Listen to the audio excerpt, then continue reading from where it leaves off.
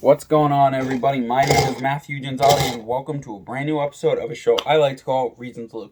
In essence, it's a show dedicated specifically towards those of you out there watching this who struggle with suicidal thoughts, just like I once did myself, to remind you that there are dozens, hundreds, thousands, millions, billions, trillion, decillion, infinite reasons why you, yes you, should choose life over death.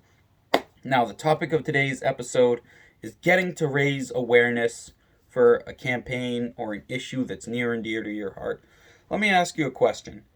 How little do you think of yourself? Don't write an answer down, but what I want you to do is think for a second. If you really think of yourself as that low, that negatively of yourself, instead of getting rid of yourself completely, why not use that hatred that you feel for yourself to dedicate yourself to a specific cause that's near and dear to your heart? For me, that's a lot of things. That's autism prevention of suicide.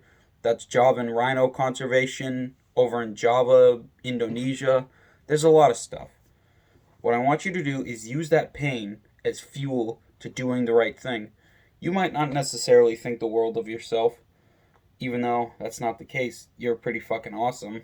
And yes, I know it's hard to see right now when you're struggling, but you are pretty fucking awesome. But anyway, you can use that. You can use that life of yours that you only have one of, by the way. So don't get rid of it prematurely.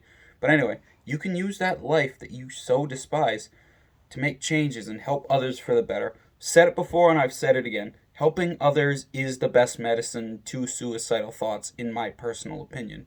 You really do feel good, and it matters to others. Might not necessarily change the freaking world out there, but to that person, that animal, that whatever you help, that's their whole world changing for the better, and your world will change for the better as a result.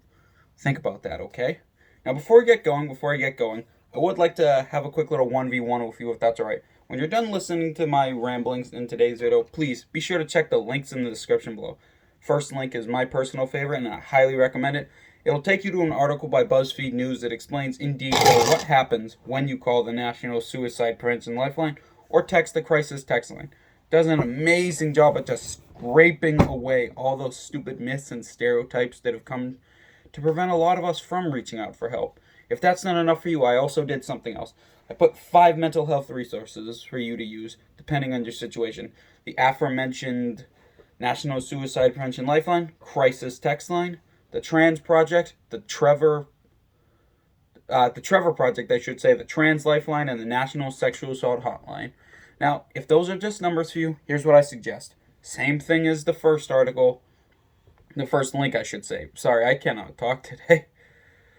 I also link to their web pages, so you can check out things such as their FAQ pages, see what they're about before calling out. Because I know a lot of that fear that a lot of us struggle with when it comes to reaching out to one of these mental health resources is the fear of the unknown. It's a natural human fear.